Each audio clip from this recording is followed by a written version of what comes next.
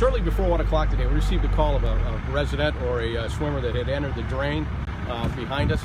This drain is about 600 feet. It extends from the end of Azalea here out into Lake Macatawa. It's an open drain, runs right out of the lake. It is a storm drain.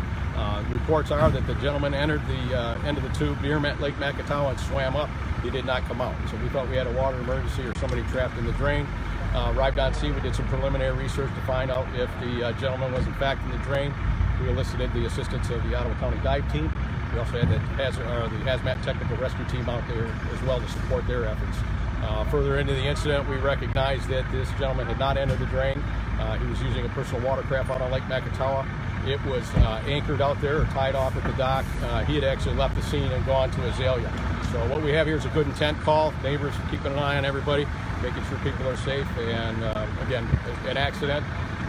There's nobody hurt here today, but we have a positive outcome, so that's all we can ask for. You guys had a pretty speedy response. Pretty speedy response, and we had a multifaceted response from a number of different agencies that we work with. Coast Guard was extremely helpful today. They were on site with some air support to try and do visuals and see what they could find throughout the area to try and locate this gentleman. Obviously, had this person been in the drain, this could have been a really scary outcome, right? Right. Very limited ingress and egress. It's what we consider to be a confined space. If somebody gets in there, the air quality could be an issue. In fact, the water depth can be an issue too. Maybe get so far up into the drain and not be able to get out. So. Was it a neighbor that called 911? We believe it was a neighbor on the lakeshore here that did call in. Again, good intent call, well intended. Did not believe that they saw the individual come out, thought they went into the drain. So we can adjust for these types of calls all day long. Everybody's going home, nobody got hurt. So we consider that a successful rescue. How big is the drain? It's an elliptical drain. It's rather large. We're probably talking maybe 8 to 10 feet in diameter. This one? The drain right here? Right. Okay. The drain actually is an open drain over here on Azalea, where you can enter the drain if you had to. Well, water enters the drain through an open ditch. It gets carried out through the drain and into Lake Macatawa behind us. And they thought he entered it there? Entered down there and swam up this way. Got it.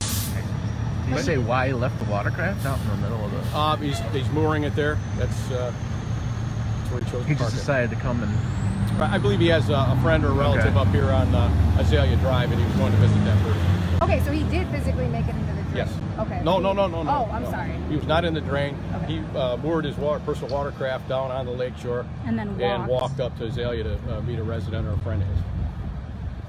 Any other questions? I think that's it. Great day. Everything turned out well. How'd you figure it out? Did he come or what? We actually started doing some research on the watercraft.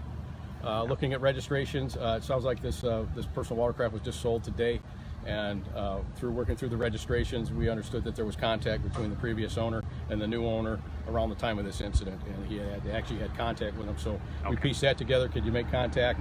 Through deduction, we actually determined. We actually had the gentleman come back to the scene, identified that was in fact his watercraft. Right. In fact, he had the gray life jacket on that he said, and we also had a positive description. We believe to be a positive description from the witness and so on.